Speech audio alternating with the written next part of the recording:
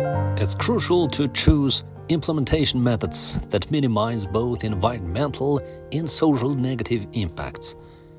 With this principle in mind, the collaborative effort to protect the Ulz River source serves as a valuable example.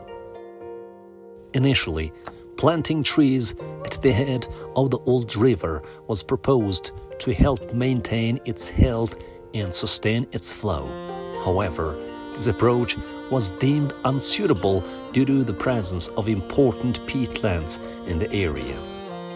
After consulting with researchers and experts, fencing and protecting the river source emerged as the most effective and environmentally sound solution.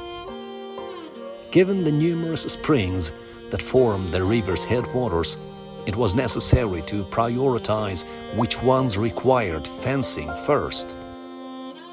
To guide the decision-making process, the Ulz River Basin Administration, the Environmental Department of Khentii Province, the project team, local authorities and herdsmen engaged in collaborative discussions. These discussions incorporated local observations, expert recommendations, hydrological assessments of the river's flow and output, changes in land coverage, livestock numbers, and the locations of the herding families. As a result, 4 springs were identified as top priorities for initial protection efforts.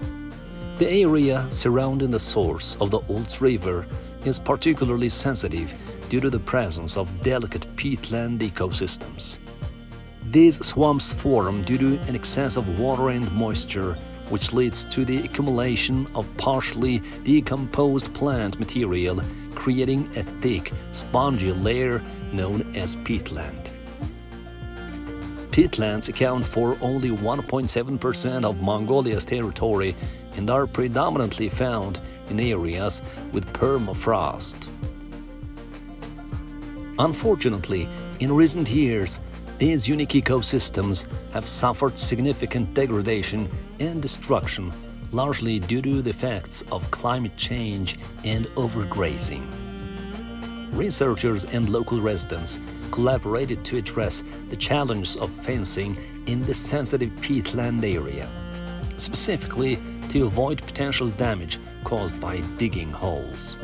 They chose the Buryat people's traditional zigzag fencing design, which minimizes environmental impact by avoiding ground disturbance.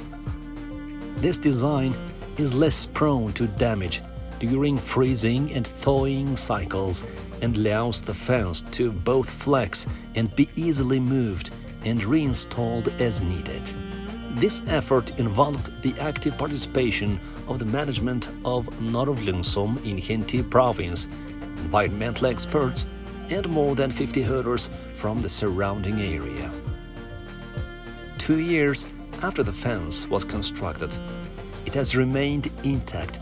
The flow of the spring had increased and new springs had begun to emerge in the surrounding area. This success highlights the importance of collaboration between researchers and herders, combining scientific knowledge with the traditional wisdom and experience of local communities to identify and implement an optimal solution tailored to the area.